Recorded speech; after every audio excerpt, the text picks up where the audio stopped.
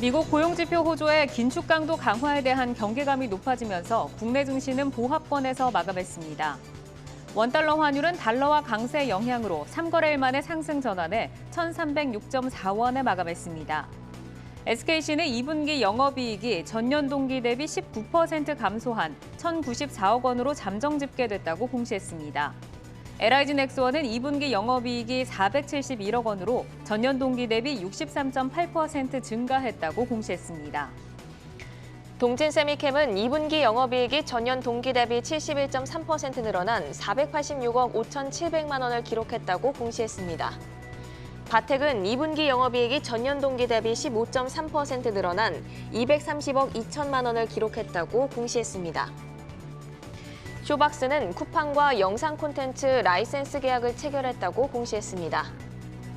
에코캡은 LSE 모빌리티 솔루션과 1,875억 규모의 포드용 비디오 부품 공급 계약을 체결했다고 공시했습니다.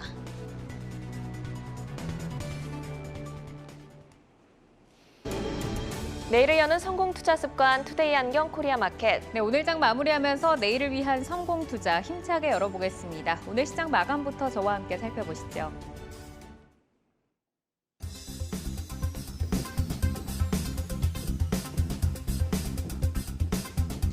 네, 지난주 발표된 미 고용지표 호조에 시장은 9월 FOMC 인상폭 전망치를 재차 0.75%포인트로 상향 예측하고 있습니다.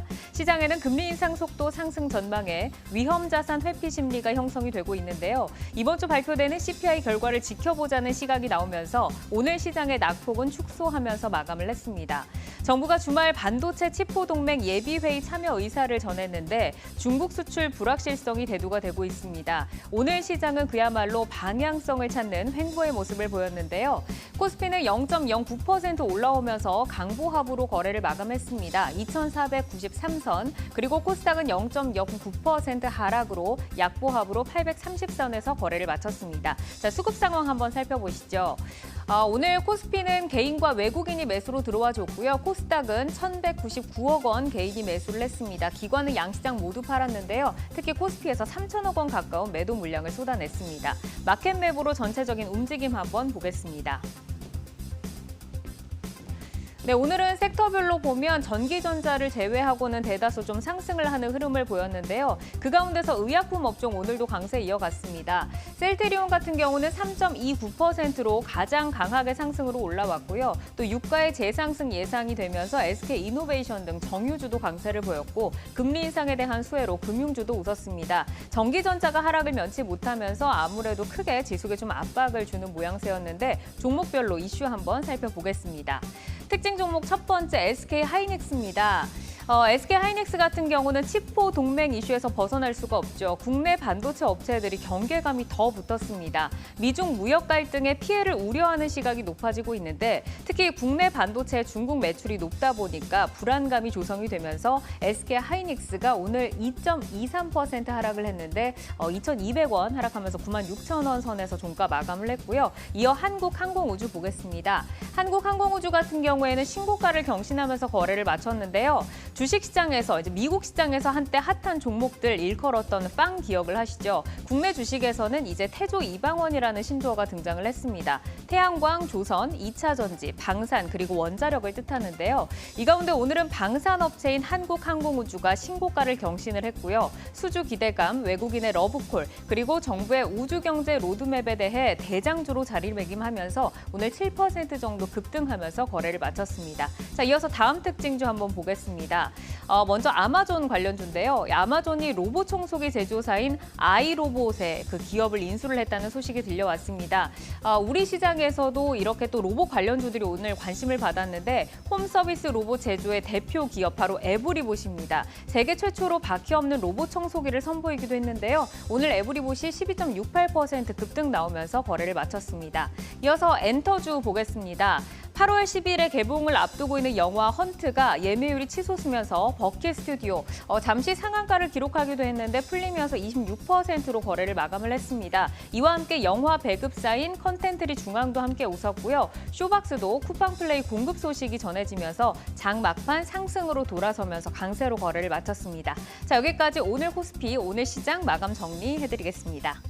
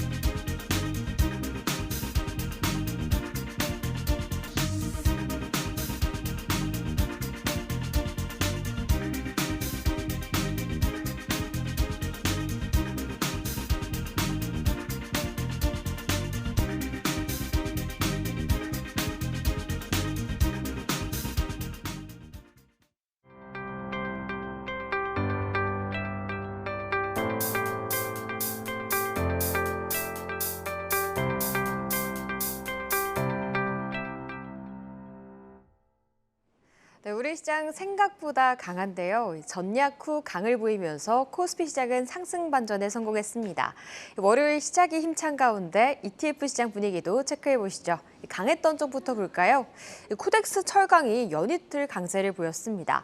이 상품은 고려아연이 30%, 포스코제철이 18%, 현대제철이 17% 등으로 구성되어 있는데요. 오늘 고려아연은 한화의 지분 투자로 신재생에너지 사업 동력을 확보하게 되면서 7%의 강세를 보였고요. 또 이 상품 내 구성 종목인 동국제강은 2분기 호실적 전망에 연이틀 오름세 이어가면서 코덱스 철강에 힘을 더했습니다. 다음 타이거 200 중공업도 1%, 2% 가까운 상승을 보였습니다. 미국 상원에서 인플레이션 감축 법안이 통과됐습니다. 친환경 에너지 관련주들이 들썩거렸는데요. 원자력의 두산에너빌리티, 풍력의 CS윈드 강했고요. 하반기 수주 성과 기대를 받으면서 연일 신고가를 쓰고 있는 현대미포조선을 포함해 한국조선해양 등 조선주들로 상승을 보인 가운데 이 상품도 우상향 곡선 이어가고 있습니다. 이어서 약했던 쪽도 살펴볼까요? 코덱스 반도체가 사흘 만에 1% 넘는 하락을 보였습니다. 정부가 미국이 주도하는 반도체 동맹 칩4 예비회의에 참여하겠다는 의사를 미국에 전달했습니다. 이는 사실상 중국을 견제하기 위한 목적의 동맹이기에 미국과 중국 사이에 낀 우리 반도체 업체들은 고심이 깊은데요. 샌드위치 신세가 된 SK하이닉스 2% 넘게 밀렸고요. 이 DB하이텍과 LX세미콘, 원익 IPS까지 일제히 파란불 켜내면서 이 상품도 하락했습니다. 다음 타이거 소프트웨어도 약세를 보였습니다. 네이버 살펴보시면 이 본업은 강세지만 콘텐츠 부문의 적자가 지속되고 있어 2분기 실적 성장률이 둔화됐다는 평가를 받고 있습니다. 성장주 다시 휘청거리는 가운데 3.5% 넘게 하락했는데요. 카카오는 그래도 강보합에 버텼지만 게임주들 몇몇 약세를 보이면서 이 상품을 파랗게 물들였습니다. 지금까지 ETF 시장 마감 살펴봤고요. 수급 동향도 알아볼까요? 최근 외국인 자금이 연일 유입되고 있습니다. 그 가운데 지난주 외국인은 어떤 종목들을 골라서 매매했는지 알아보겠습니다. 먼저 어떤 쪽을 사들였는지 보니까요. 이 삼성전자와 삼성 SDI, LG 에너지솔루션, 현대차, 현대미포조선을 사들였습니다. 오늘 반도체주들 미중 갈등에 샌드위치로 낑게 된 것 아니냐 우려 속에 전반이 쉬어갔습니다. 그 가운데 삼성전자는 내년 상반기에 폴더블 태블릿을 공개할 것이란 전망이 나온 가운데 외국인은 지난주 강하게 사들이면서 2,596억 원어치 순매수했습니다. 다음 2차 전주 눈에 띄고 자동차 그리고 마지막으로 현대미포조선 체크해 보시면요. 오늘도 신고가를 써낸 종목입니다. 하반기에도 수주 성과는 좋을 것이란 평가 속에 외국인이 7월부터 단 하루를 제외하고 매일매일 사들이고 있습니다. 이어서 파는 쪽도 알아볼까요? S-오일과 네이버, OCI, 포스코홀딩스, LG이노텍이 올라와 있는데요. 경기 침체 우려 속에 지난주 국제유가는 우크라이나 전쟁 전 수준까지 내려앉았습니다. 유가 향방에 대한 의견이 분분한 가운데 S-오일은 외국인과 기관의 동반 매도가 나오면서 하락을 보였습니다. 다음 LG이노텍 체크해 보시면요. 애플 아이폰용 폴디드 줌 액추에이터의 수율 비상이 걸렸다는 소식이 들려왔습니다. 내년 3월부터 본격 대량 생산이 가능할지도 미지수란 얘기가 나오고 있는데 외국인은 먼저 눈치챈 걸까요? 3일 연속 매도하면서 주가는 파란불을 켜내고 있습니다. 지금까지 외국인의 매매 동향 살펴봤습니다.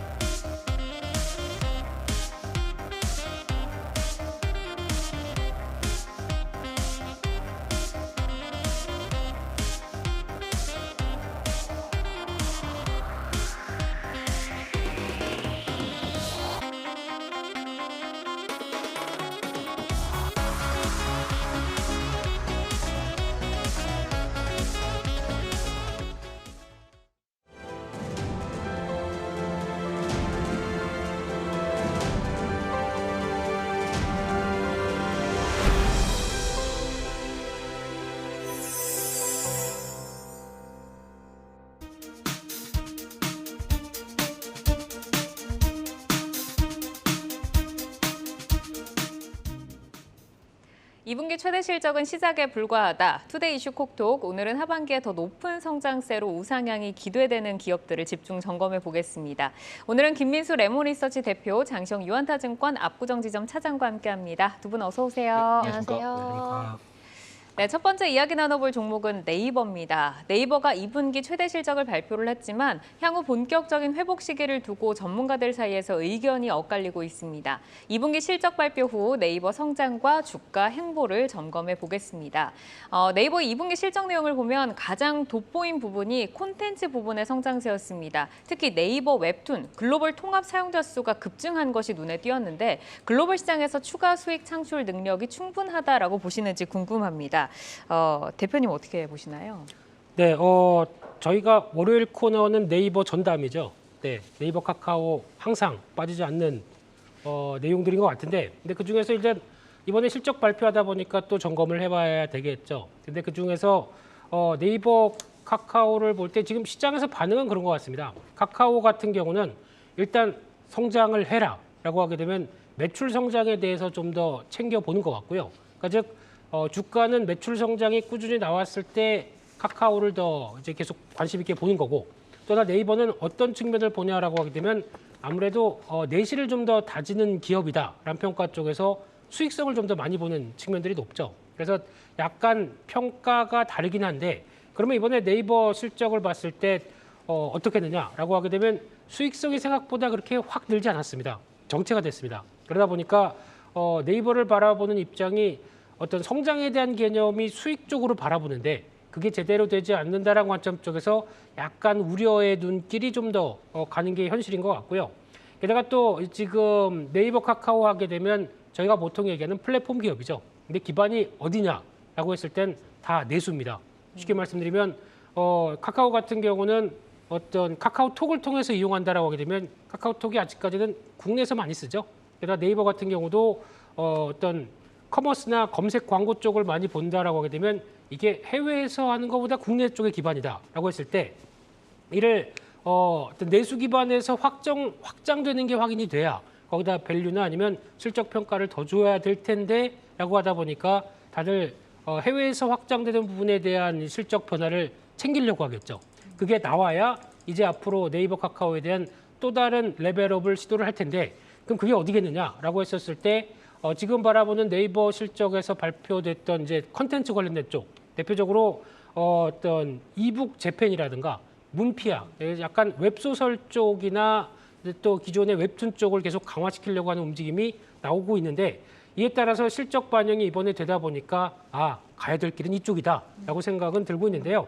근데 그런 관점에서 앞으로 웹툰이나 웹소설 같은 컨텐츠를 통해서 이를 통한 IP를 확보하고 거기다가 어떤 또 다른 파생되는 컨텐츠로 만들어 갔었을 때 기대감은 높은 건 사실이긴 하겠지만 근데 중요한 건 또 하나 이번에 네이버 어떤 전략을 볼 때 지금까지는 자사주 매입을 좀 했었죠. 그래서 주주 가치를 제고시킨다라고 했었는데 이제는 그게 아니라 배당을 늘리면서 자사주 매입보다는 주주 제고를 이쪽으로 하겠다라는 쪽으로 나오는데 성장주가 배당을 준다 이런 논리들 이게 과연 성장주 쪽의 흐름으로 가져갈 만한 밸류를 줘야 될까요? 라고 하는 또 의문이 나올 수 있습니다. 그렇기 때문에 아마 배당 관련된 쪽에 대한 정책 변화가 아무래도 그러니까 지금 네이버를 바라보는 입장 쪽에서는 차라리 그를 재원을 통해서 성장해서 성과를 보여다오라고 하는데 배당을 준다라고 하게 되면 아무래도 성장주 가치에는 조금 흔들릴 수 있겠다라는 점도 염두를 하셔야 될 것 같습니다.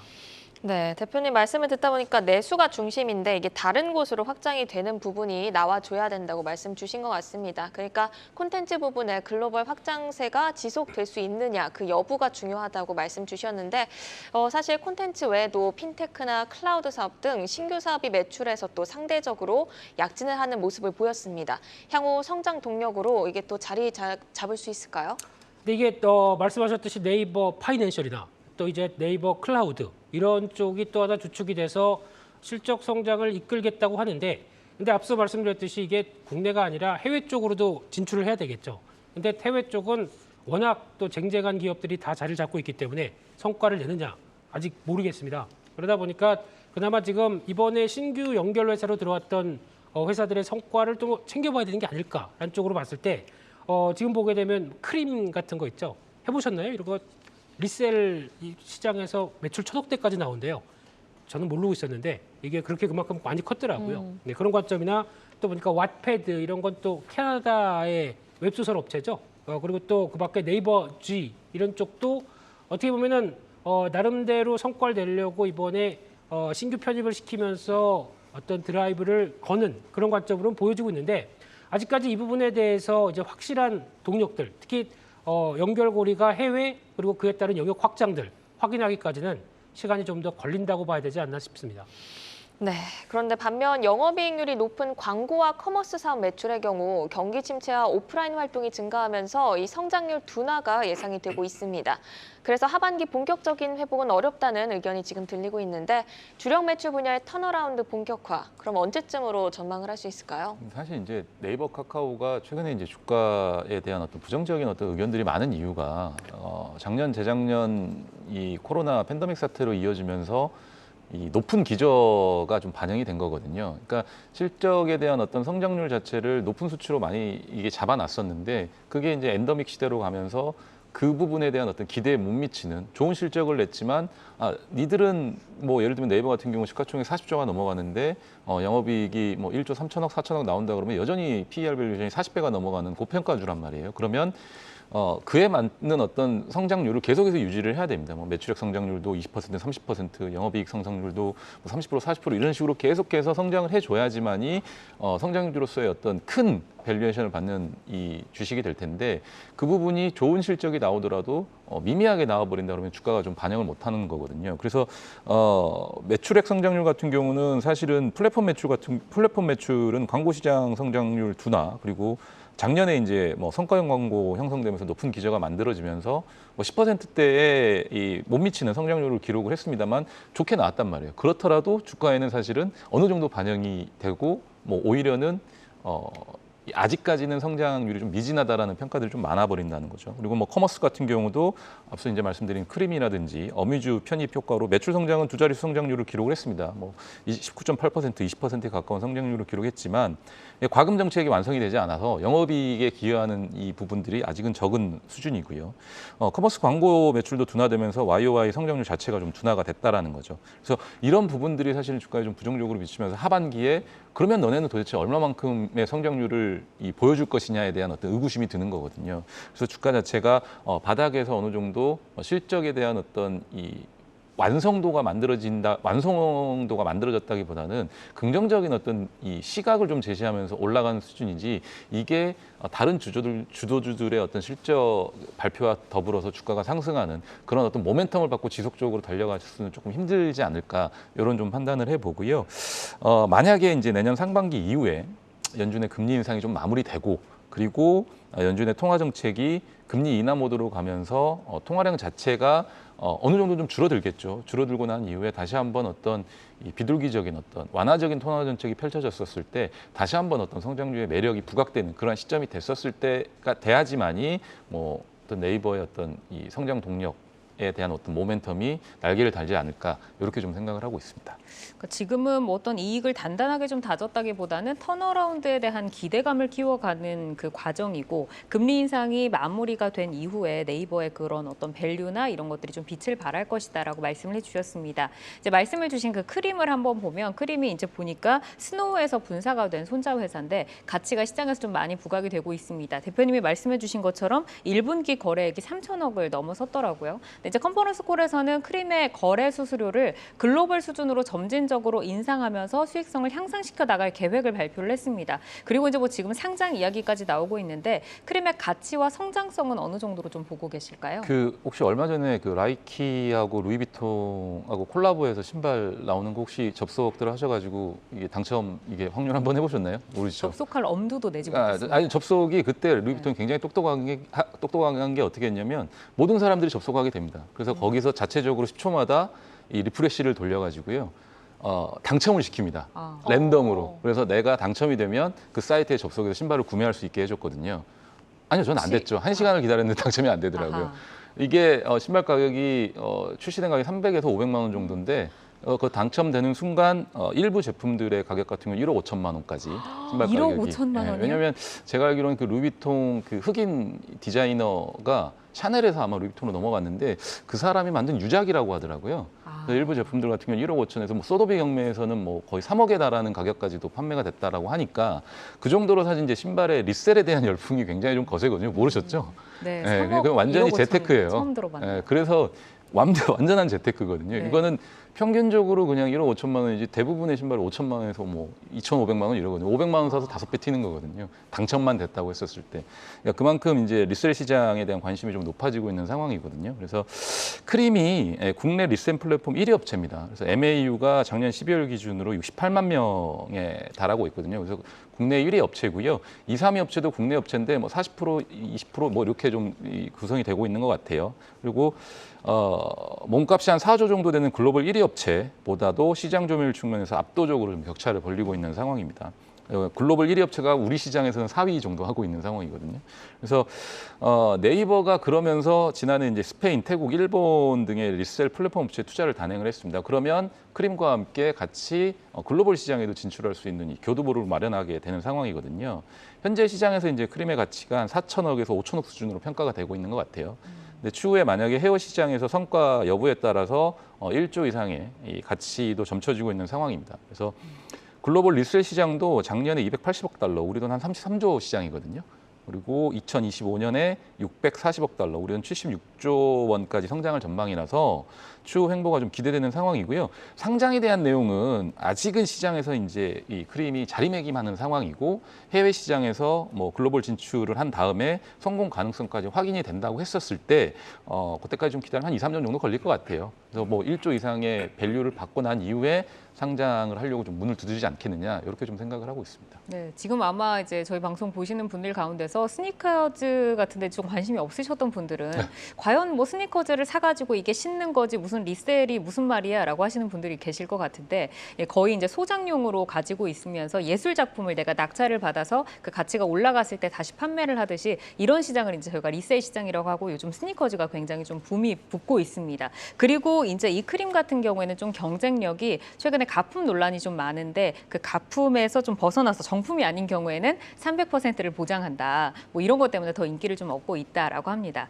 이제는 뭐 네이버 이야기하면 또 따라오는 카카오를 저희가 좀 한번 볼 텐데 카카오 같은 경우도 2분기 최대 실적이라는 성적표를 받기는 했습니다. 하지만 향후 전망에 대해서 지금 카카오를 하고 좀 고개를 갸우뚱하는 경우가 많은데 하반기에는 국민주로 다시 거듭날 수도 있을 것인가라는 주제로 다양한 의견들이 나오고 있습니다. 대표님은 어느 쪽이실까요? 네, 이미 국민주였고요. 지금 다시 국민주로 등극하나 뭐 이런 여러 가지 얘기도 나오고 있는데 근데 카카오가 또 솔직히 내 가치 그대로 인정을 받는다. 아니면 네이버도 마찬가지로 또 이런 여러 가지 사유로 다시 재평가를 받는다. 라고 할 가능성은 좀 적다고 봐야 되겠죠. 워낙 일단 의존적인 거는 미국의 빅테크 기업들의 변화가 나와야 거기서 지금 최근에 또 열심히 올라가고 있는 빅테크 기업들과 함께 거기에 보조를 맞추자. 그러면 국내에 이어지고 있는 이런 대표 주자들, 플랫폼 성장주들도 낙폭 큰 거 대비해서는 좀 변화가 나와야 되는 게 아니냐라는 쪽에 대한 흐름이라고 봐야 될 것 같고요. 하지만 좀 아쉽게도 이제 지금 미국의 빅테크 기업 같은 경우는 일단 영역이 미국부터 전 세계입니다. 그러다 보니까 영역이 상당히 넓죠. 하지만 아직까지 국내 플랫폼 업체들은 일단 한계가 내수 쪽에 많이 맞춰져 있기 때문에 게다가 내수가 지금 나오고 있는 대표적으로 한국은 부동산 경기가 흔들리면 내수가 위축이 되죠. 그러면 지금 카카오 같은 경우도 대표적으로 성과가 나오고 있는 어떤 뭐 톡비즈 같은 경우, 선물하기 같은 경우도 내 지갑이 가벼운데 누구한테 선물을 합니까? 그러면 이에 따라서 영향을 받는다라고 했었을 때 카카오톡의 또 수익성, 실적은 또 흔들릴 수가 있겠죠. 그렇기 때문에 이런 부분들도 같이 앞으로는 영향을 끼친다는 관점으로 보게 되면 단독적인 부분보다는 미국 시장에 관련된 어떤 주가의 수준과 밸류가 같이 움직일 가능성이 높다는 쪽에서 포인트를 맞추시되 하지만 지금 주가가 월봉을 보신다고 하더라도 많이 빠져 있죠. 그렇기 때문에 회복은 들어갈 것이다라는 관점에서 아마 카카오의 일단 1차적인 저항 85,000원대에서 90,000원대 부근을 돌파해서 안착하는 여부가 가장 먼저 숙제가 아닌가 싶습니다. 네, 제 차트를 보니까 월봉상의 모양도 아직 이렇게 산 모양을 벗어나지 못하고 있더라고요. 미국 빅테크 기업들이 올라오면서 같이 올라오는 흐름을 보였지만 국내 업체들은 내수가 중심이기에 이제 부동산도 흔들리는 이런 어려운 시장 속에 내수가 위축될 가능성, 그게 또 실적으로 이어질 가능성이 있다. 이렇게 좀 우려의 목소리 주셨습니다. 상반기 시장에서 줄곧 소외돼 오던 네이버는 또 최근에 반등을 조금 보여줬는데 오늘은 3% 넘는 약세로 마감을 했습니다. 출연자분들께 제가 여쭤보면은 카카오보다는 뭐 네이버를 택하시는 분들이 많았는데 어느 기업에 손을 들어주실지 좀 여쭤볼게요. 선택을 안 하셔도 되고요. 장시영 차장님부터 한번 여쭤볼게요. 저는 개인적으로 줄곧 말씀드렸던 것 같아요. 네, 특히나 이번 베어마켓 랠리장에서는 네이버, 카카오 둘 다 손을 들고 싶지는 않습니다. 뭐 이 외람된 말씀이면 저는 심지어 이 팬데믹 시대에서도 네이버, 카카오에 대한 어떤 이 투자를 굉장히 좀 보수적으로 생각을 했었고 매수를 해본 적이 없었거든요. 물론 뭐 주가 수익률로만 본다면 잘못된 판단이었지만 지금도 그거에 대한 생각은 좀 변함이 없고요. 아직 이 네이버, 카카오에 대한 종목에 대한 매수 관점에 대한 포인트를 좀 아직 못 찾겠어요. 그때도 못 찾으면 지금도 좀 찾지를 못한 것 같고, 근데 다만 이제 하반기가 좀 지나고 글로벌 통화 정책의 변화가 좀 감지가 완화적으로 되는 것에 대한 감지가 되고 난 다음에 성장주에 대한 어떤 다른 매력도가 부각되기 시작한다면 그때 다시 한번 네이버, 카카오의 예전에 팬데믹 시대에 좋았던 어떤 긍정적인 이 요소들을 찾아보고 투자 이 모멘텀을 좀 찾아보겠지만 뭐 그때 가서해도 사실 저는 늦지 않다라고 생각하거든요. 지금 굳이 이미 시장에서 어떤 주도주, 앞서 이제 앵커님 말씀하셨던 뭐 태조 이방원 관련된 이제 주조들, 뭐 방산주들도 좋고 원전 관련주들도 좋고, 그다음에 뭐 2차 전지 관련주들도 같은 성장주지만 더 매력적인 어떤 시각에서 시장에서 좀 바라보고 있는 상황에서 굳이 네이버, 카카오를 지금 이 시점에서 진입을 해야 되는지는 좀 고민을 해볼 필요가 있을 것 같다라는 좀 생각을 해봅니다. 네, 기회비용을 생각했을 때 아직 네이버랑 카카오는 진입하기가 조금 부담스러운 측면이 있다고 말씀 주셨는데 그럼 대표님은 어떻게 보고 계신가요? 네, 뭐 꼭 골라야 되는 거 아니죠? 네네. 네, 그러면 오늘 마지막 주제 차라리 사야 될 섹터가 따로 있는 것 같습니다. 거기를 강조하겠습니다. 네, 알겠습니다. 그럼 기대감을 안고 다음으로 나눠볼 이슈로 넘어가 보겠습니다. LNG인데요. 우크라이나 사태가 장기화되면서 글로벌 시장에서 LNG 수요가 급증했고 또 각국의 도입 경쟁이 치열해지고 있습니다. 국내 LNG 도입량에도 빨간불이 켜졌다는 소식에 관련주가 오늘 들썩였는데요. LNG 시장과 관련주를 한번 점검해 보겠습니다. 일단 수급 동향부터 여쭤볼게요. 러시아가 유럽으로서의 가스 공급을 급격히 줄이면서 유럽을 중심으로 이 LNG 도입 경쟁이 치열해지고 있다는 소식도 들려왔습니다. 글로벌 LNG 시장 수급 동향은 어떤가요? 일단 올해 상반기 LNG 국내 도입량이 가스공사랑 민간 직도입량 포함해가지고 2,278만 톤인데 작년 상반기 대비해서 대략 한 100만 톤 정도 줄어든 수치거든요. 수요는 크게 늘고 있는데 도입량은 오히려 좀 떨어지고 있는 상황입니다. 여름에 어떤 난방 수요도 여름에 어떤 냉방 수요도 있겠지만 이제 발전 수요죠. 전기 발전 수요도 있겠지만 결국은 겨울로 갈수록 LNG는 주로 도시가스로 활용이 되기 때문에 난방 수요에 대한 어떤 고민을 좀 해봐야 됩니다. 그래서 올해 당초 계획보다 한 957만 톤 LNG 추가 구매를 해야 올겨울 LNG 공급난을 피할 수 있다라는 정부 보고가 있었습니다. 물량 확보에 만약에 실패할 경우에 내년 3월께에는 795만 톤 LNG 재고가 부족할 것으로 가스공사는 보고 있다라고 합니다. 그러면 작년 12월에 500만 톤, 올해 1월에 540만 ton LNG를 소비한 것으로 좀 감안을 했을 때 지금 한 달 반가량 쓸 수 있는 LNG 물량이 빈다라는 얘기거든요. 지금 현재 수준에서 봤었을 때 그러면 블랙아웃에 대한 어떤 고민도 좀 생각을 해보셔야 될 필요가 있을 것 같습니다. 그래서 총력전을 좀 펼쳐야 되는 상황이고 이게 LNG 가격이 최근 2년 새 20배 넘게 폭등을 했습니다. 물론 이제 우크라이나와 러시아 전쟁 사태 때문에 그런 부분들이 좀 발생한 것도 있는데요. 높아진 가격에도 이제 원하는 만큼 LNG를 확보할 수도 없습니다. 그 부분조차도 좀 불확실한 상황이기 때문에 러시아가 유럽으로 가는 가스 밸브를 잠그니까 유럽 애들도 사실은 국가들도 이제 LNG를 다른 나라에서 좀 수급을 받아야 되는 상황이잖아요. 그래서 올 겨울에 세계적인 어떤 LNG 대란 공포에서 우리나라도 좀 자유롭지 않을 것이다라는 예측들이 좀 많이 나오고 있는 상황입니다. 네, 지금 뭐 20배 이상 폭등했지만 LNG 구입에 총력전을 펼쳐야 하는 상황이다라고 말씀을 주셨고 블랙아웃에 대한 이야기를 해주셨는데 저도 이제 주말에 이 뉴스를 읽고 깜짝 놀랐습니다. 이제 국내 천연가스 도입을 책임지는 한국가스공사의 LNG 비축량이 바닥 수준으로 떨어졌다. 오늘 이제 관련주들이 영향을 받았는데 저는 좀 놀란 게 겨울철에 뭐 10일을 버틸 수가 없을 것이다라는 이런 우려설까지 좀 등장을 하고 있습니다. 자, 그럼 국내 에너지 관련주들 먼저 분류부터 조금 해서 들어볼까요?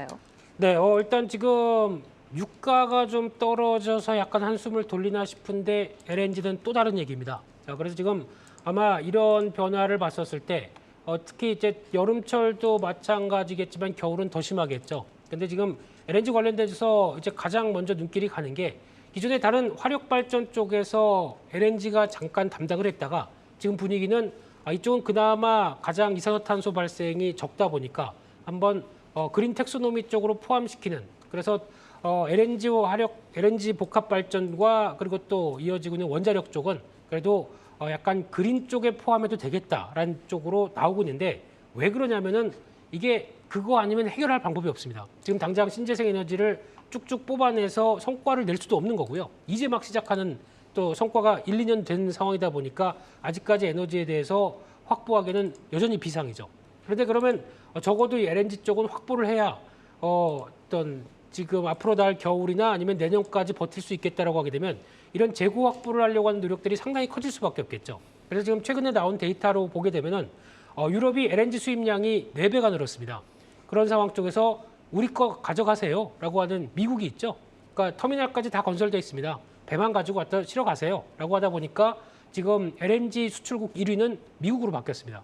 그만큼 과거에 셰일 오일에 이어서 셰일 가스까지 이제 지금 강력한 에너지의 어떤 강국이 되다 보니까 이런 변화가 또 하나의 나오는 여러 가지 흐름들을 또 설명은 할 수 있겠다라고 바라보게 되면 이런 쪽으로 봤었을 때 아마 LNG 발전에 대한 여러 가지 중요성들은 앞으로 더 커질 수밖에 없겠죠. 그런 쪽에서 아마 말씀드렸던 화석 오일류라고 한다고 하더라도 지금 뭐는 되고 뭐는 안 된다라고 하기가 힘든 상황일 만큼 에너지에 대한 확보가 중요하다 보니까 이런 쪽에서 나올 수 있는 앞서 말씀드렸던 원자력이나 또 LNG 발전소 그리고 발전 또 그와 함께 또 신재생 에너지 이런 쪽은 다 같이 축이 되는데 어떤 과거의 ESG라는 어떤 딱 한계를 두고 에너지를 또 바라봤다라고 하게 되면 지금은 그게 아니라 좀 더 넓혀서 ESG보단 먼저 살고 봐야 되겠다라는 쪽에 대한 에너지에 대한 여러 가지 어떤 드라이브를 거는 정책들이 많이 나오고 있는 게 지금 현실이 아닌가 싶습니다. 네, 지금 뭐 원자력에도 눈이 쏠리고 있고 그리고 지금 뭐 우리가 신재생 에너지를 바로 사용을 할 수 있는 것은 아니지만 그래도 앞으로 향후에 이제 에너지 난으로 지금 어렵다 보니까 향후에 우리가 또 확보를 해야 하는 신재생 에너지도 시장에서 각광을 받고 있습니다. 뭐 태양광, 풍력 이런 신재생 에너지 관심을 받고 있고 오늘 또 뭐 수소도 좀 잘 갔는데 향후 주목해볼 에너지 시장에 대해서 좀 이야기를 들어볼까요? 네, 그래서 지금 앞서 LNG 쪽 얘기도 지금 강조가 되고 있는데 요즘에 종목 중에서 삼천리라는 종목이 있습니다. 한때 우리나라에서 뭐 SK가스라든가 어떤 주도가 돼서 유통을 하는 회사들 같은 경우 보게 되면 삼천리 주가 보면 저 위에 올라가 있습니다. 거의 20만 원대 가까이 돼 있죠. 근데 빠른 시일 안에 올라가고 잘 안 빠집니다. 그렇다는 얘기는 그만큼의 가치를 재부여받고 그에 따라서 LNG의 중요성들이 앞으로 얼만큼 쓰일 것이냐라는 부분에 대한 반증이 아닐까 생각되고 있기 때문에 이 부분도 챙겨봐야 될 걸로 보여지고 있고요. 그 밖에 또 대표적으로 이제 이번에 미국에서도 인플레이션 방지법이 통과가 되다 보니까 이제 거의 뭐 됐다고 봐야 되겠죠. 이런 쪽에서 아무래도 온실가스 40% 감축을 하는데 필요한 신재생 에너지 그리고 에너지 안보 이와 관련된 강조가 우리나라 돈으로 한 479조 원 거의 뭐 돈을 올인하는 거죠. 이런 쪽에서 에너지를 확보하겠다라고 하는 신재생 에너지에 대한 투자도 앞으로도의 변화가 계속 될 것이다라는 관점 쪽에서 오늘 또 관련된 종목들 풍력 쪽이 많이 움직였죠. 풍력이 많이 갔죠. 네, 그래서 특히 국내 같은 경우도 이번에 또 법안이 바뀌면서 이제 고정가격 입찰제가 풍력도 같이 하겠다. 태양광에 이어서 풍력도 같이 하겠다 보니까 격포제가 나왔죠. 그런 쪽에서 주가는 또 영향을 끼쳤는데, 근데 이렇게 되면은 지금 단기간에는 신재생 에너지 관련된 테마가 좀 더 강화된 건 사실입니다. 하지만 그렇다고 이 법안과 함께 지금부터 시작, 그래서 뭐 당장 성과가 나는 것보다 꾸준히 성과를 내고 있다가 또 플러스 알파가 되는 거기 때문에 당장 여기서 또 주가가 더 간다기보다는 또 이제 이슈가 약간 또 정체가 됐을 때 주식 투자 입장 쪽은 대응하기가 좋겠죠. 그러니까 지금 추격 매수는 별로 안 좋은 것 같고요. 상대적으로 그동안에 좀 일시적으로 좀 소외받았던 LNG 발전이라든가 원자력 쪽이 오히려 지금은 좀 지켜보셨다가 또 이슈가 이쪽으로 불거졌을 때 주가 탄력들은 좀 크겠죠. 그렇기 때문에 아마 에너지 관련된 쪽의 중요성은 다 나오고 있는데 그쪽에서 순환매가 들어간다라는 관점 쪽에서 이를 이용하시면서 또 최근에 부각받은 쪽은 약간 덜어내고 다시 좀 덜 부각받은 쪽에 진입하는 전략이 낫지 않나 생각이 들고 있습니다. 네, 인플레 방지법 통과로 인한 낙수 효과가 좀 기대되는 시점입니다. 오늘 같은 경우에는 풍력이 잘 갔고요. 신재생 에너지주가 부각을 받았는데 추격 매수는 좀 자제하시고 수단매가 좀 빠르게 돌고 있으니까 소외됐던 LNG나 원자력 쪽을 좀 보자고 말씀 주셨습니다. 그리고 오늘 한국가스공사랑 대성에너지 등이 천연가스 비축량 바닥 소식에 오늘 강세로 마감을 했는데요. 그러면 차장님, 이런 종목들은 향후 어떤 전략으로 대응하는 게 좋을까요? 당분간 이제 시장에서 테마주적 성격을 조금 띠면서 저는 강세가 지속될 것으로 좀 보고 있습니다. 뭐 단순한 테마라고 하기에는 사실 LNG 가격 그리고 수급 동향이 좀 굉장히 좀 가파르고 심각한 상황이기 때문에 관련주들을 좀 중단기적으로 지켜보셔도 될 것 같고요. 최근에 뭐 한국가스공사, 뭐 대성에너지 같은 종목들도 좋겠지만 앞서 이제 대표님이 언급하신 조선주들, 뭐 삼성중공업이라든지 대우조선해양 사실 태조 이방원에 관련된 종목이죠. 그 종목들을 비롯해서 LNG선과 관련된 기자재를 만드는 한국카본이라든지 동성화인텍, 일승 같은 종목들도 눈여겨보셔도 좋을 것 같고요. 상강 M&T 같은 회사 같은 경우는 풍력과 LNG를 동시에 아우를 수 있는 종목이기 때문에 또 오늘 신고가를 기록을 하고 박스를 뚫고 좀 올라가는 모습인데 차트 모양이 좀 가파르긴 하지만 조정 시에는 중단기적으로 한번 이 테마가 계속 이어지는, 그러니까 LNG 가격이 추가적으로 뭐 하락하지 않고 우크라이나와 러시아의 어떤 전쟁의 어떤 휴전 기미가 없어서 LNG 가격이 계속 올라간다고 했었을 때는 이런 관련된 내용들은 계속 좀 이슈가 될 것 같으니까요. 중단기적으로 좀 살펴보셔도 좋을 것 같습니다. 네, 에너지의 강세가 언제까지 갈까 하고 지켜봤는데 계속해서 테마별로 지금 순환매를 돌면서 강세를 이어가고 있습니다. 앞으로도 이 강세가 이어갈 것 같다라고 좀 전망을 제시를 해주셨는데 이제는 이제 셀트리온으로 좀 넘겨보겠습니다. 오늘 셀트리온 좀 강한 모습을 보였습니다. 상반기에 매출 1조 1천억 원을 상회를 했고요. 영업이익률이 30%에 달해서 하반기에 성장 기대감이 더욱더 고조가 되고 있습니다. 그리고 증권사들도 목표 주가를 일제히 상향을 하면서 지금 상승 탄력에 가속도가 조금 붙는 분위기인데 셀트리온의 우상향 비행 어디까지 가능할지 저희가 다각도로 점검을 해보겠습니다. 이제 셀트리온의 상반기 호실적인 내용을 살펴보면 역시나 램시마가 지금 효자 역할을 하고 있습니다. 램시마가 유럽, 미국에서 이제 점유율이 상승을 하고 있기도 하고 또 하반기에 성장이 더욱 기대가 되고 있는데 램시마의 경쟁력과 향후 성장세에 대한 전망부터 한번 들어보겠습니다. 네, 대표님 어떻게 보실까요? 네, 일단 셀트리온이 실적 잘 발표하고 자체적인 뭐 성과를 냈다라고 보기도 할 수 있겠지만은 한때 저희가 뭐 회계 이슈 때문에 여러 가지 또 부정적으로 아픔이 있었죠. 그를 딛고 일어나고 실적으로 뭔가를 말해준다라는 관점 쪽에서 재부각을 받지 않나 싶은데 제 개인적인 생각으로는 수급이 바뀌었다고 봐야 되겠죠. 공매도가 이 정도면 좀 나와야 되지 않을까. 실적까지 받쳐주다 보니까 더 갖고 있다가는 차라리 챙기는 게 낫겠다라는 입장 쪽에서 공매도 청산이 이어지면서 나오는 변화가 더 먼저가 아닌가 생각이 듭니다. 그래서 그렇게 나와봤을 때 일단 실적 관련된 쪽 일단 상반기 나온 내용들 괜찮고요. 게다가 특히 셀트리온 하면 램시마죠. 램시마가 지금 올해 미국 시장 점유율 30%까지 들어오고 있는데 그래서 이제 램시마 SC의 성장까지 그래서 피하 주사 기반의 SC까지 들어오게 되면 이를 또 시너지와 함께 앞으로 변화를 키울 수 있겠다라는 자신감을 보여주고 있고요. 게다가 지금 램시마 SC라고 하는 쪽은 벌써 유럽에서 시장 점유율 9%까지 올라옵니다. 그러니까 즉 처방을 받아다가 내가 직접 나한테 주사를 놓을 수 있는 이런 상황이라고 하게 되면 간편하죠. 그런 쪽에 대한 기대감이 좀 더 있는 상황들인데 가장 먼저 성과는 셀트리온은 유럽에서 많이 보여줬습니다. 그중에 특히 램시마 관절염 쪽이죠. 이쪽이 52%대까지 점유율을 차지하고 있다 보면은 상당히 관절염 쪽의 성과를 충분히 내고 있는 대표적인 바이오시밀러다 이렇게 얘기할 수 있을 것 같고요. 또 혈액암 쪽의 트룩시마 같은 경우도 지금 한 26%대 그리고 또 유방암 쪽의 허주마 같은 경우도 한 12%대 시장 점유율을 보이다 보니까 이런 수치만 본다고 하더라도 유럽 시장을 근간으로 해서 유럽 시장 데이터를 보여주면서 세일즈하기 좋겠죠. 이렇게 잘 나가고 있는데 니네 왜 안 사니? 이렇게 나올 수 있는 영업의 환경이 만들어진다는 게 앞으로에 대한 기대감을 높이는 측면이 아닌가 싶습니다. 네, 여러 노이즈를 좀 회복하고 실적으로 일단 보여줬고 또 공매도 청산으로 인한 수급 손바뀜이 또 주가에 긍정적인 영향을 끼친 것 같다고 분석을 주셨습니다. 말씀 주신 것처럼 램시마를 중심으로 바이오시밀러의 수익성이 꾸준히 증가하는 모습인데요. 램시마 외 주목할 제품들도 어떤 게 있는지 좀 설명을 주셨습니다. 하반기에 바이오시밀러 신제품 소식도 있던데 어느 정도의 그럼 성과가 기대가 될까요?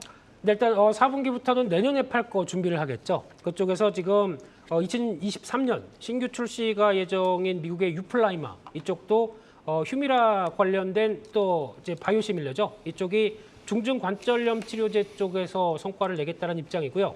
앞서 잠깐 말씀드렸던 램시마 SC 이쪽도 기대가 되는 미국 시장의 변화를 생각할 것 같고요. 또나 스텔라라 바이오시밀러라고 하는 이쪽도 자기 면역 질환 치료제 이쪽에 대해서 요즘에 가장 또 핫한 섹터죠. 이쪽에 대해서도 성과를 내겠다는 입장이고 마지막으로 아일리아 바이오시밀러라고 하는 황반변성 질환 치료제 이쪽도 내년에 파이프라인과 함께 또 기대가 되는 바이오시밀러다라는 쪽에서 앞으로 지금까지 잘해온 만큼 또 잘하겠다라는 입장이 나오고 있기 때문에 가장 중요한 거는 또 이번에 바이오시밀러가 재부각을 받는 대표적인 요인이 그거죠. 미국의 인플레이션 방지법 쪽에서 약가 인하를 유도하는 정책들이 나오는데 거기서 성과를 같이 내겠다라는 입장이다 보니까 기대가 좀 올라가는 건 사실인 것 같습니다. 네, 또 미국 법안 효과도 있고 하반기 신제품에 대한 기대가 굉장히 큰 상황입니다. 지난주에 셀트리온이 미국 법인 지분을 셀트리온 헬스케어에 인수한다고 밝혔는데요. 이 두 기업의 핵심 역량을 강화하고 이 시너지를 창출하는 계기가 될지 좀 궁금합니다. 차장님 어떻게 보시나요? 일단은 2분기에 셀트리온 실적이 굉장히 호실적이 나왔어요. 그러면 셀트리온이 실적이 잘 나오면 셀트리온 헬스케어도 실적이 잘 나올 수밖에 없습니다.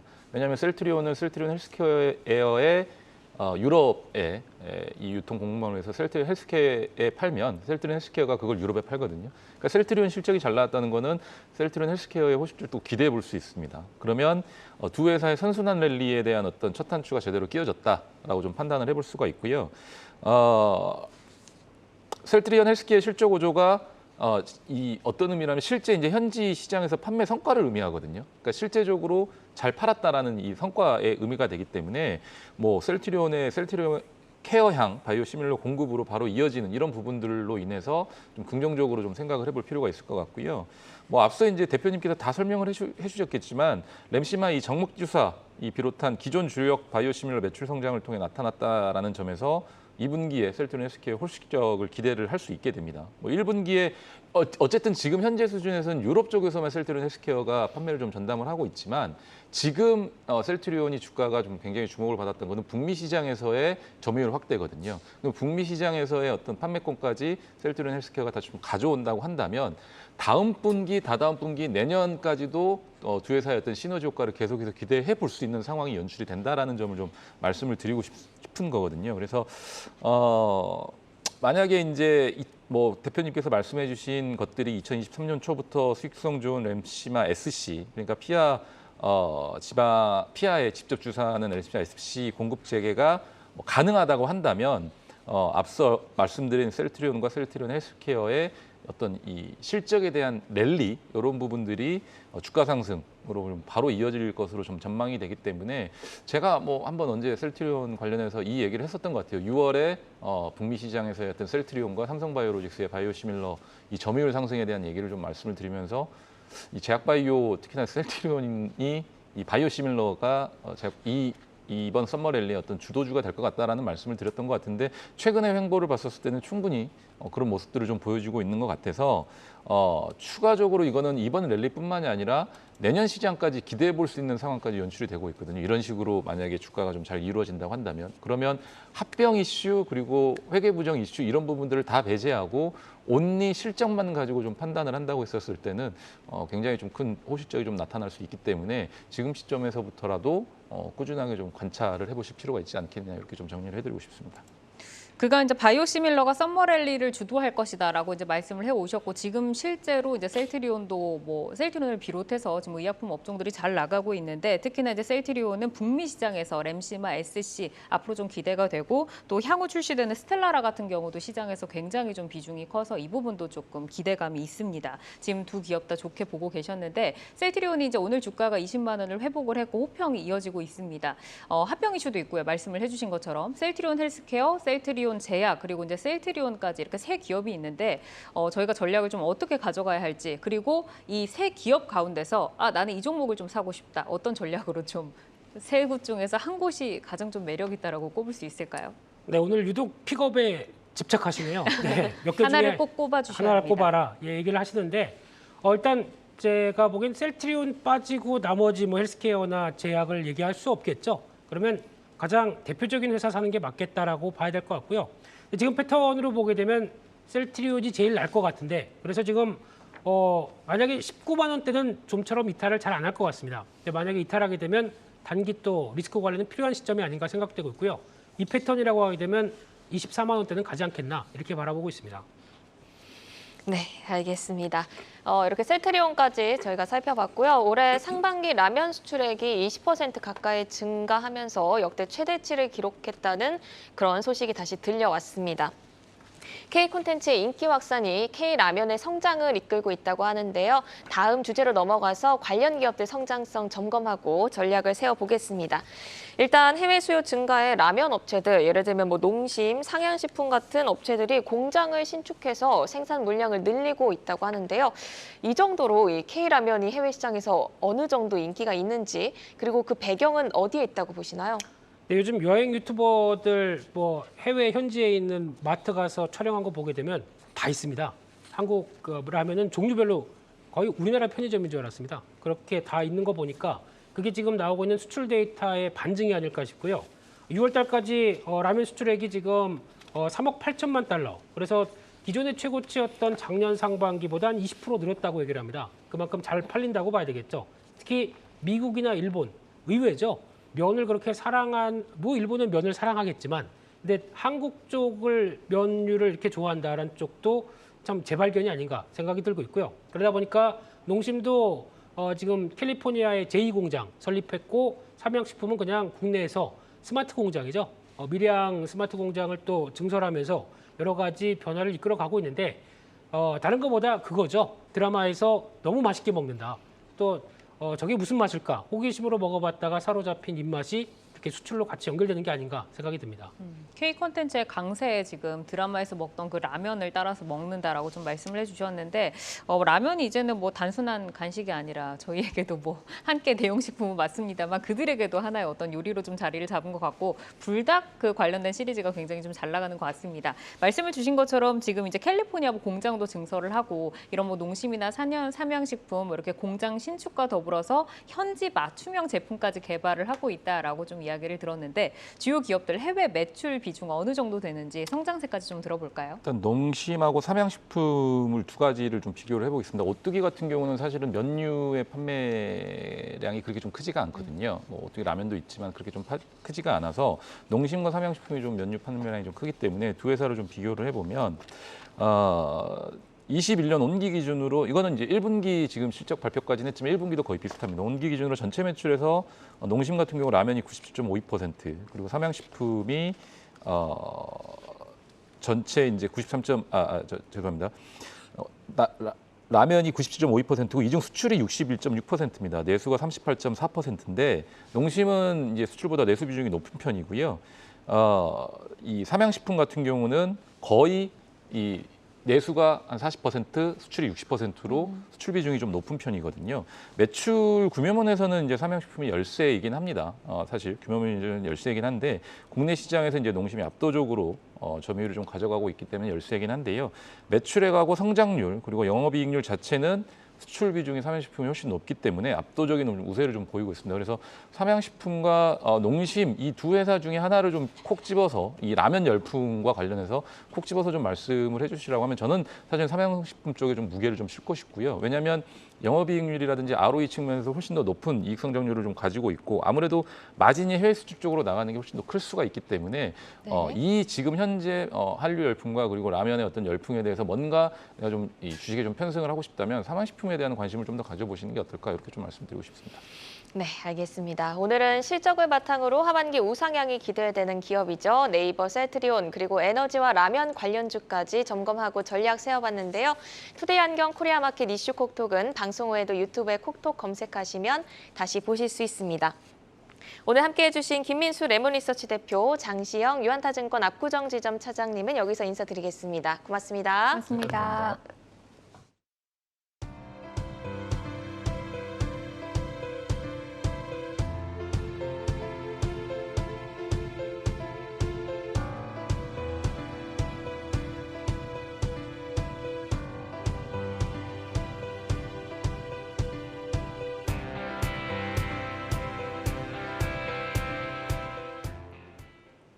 내일 여는 성공투자습관 투데이 한경 코리아마켓 저희가 준비한 소식은 여기까지입니다. 네, 저희는 더 알차고 신속한 투자 정보로 내일 오후 4시에 다시 찾아오겠습니다. 시청해 주신 여러분 고맙습니다.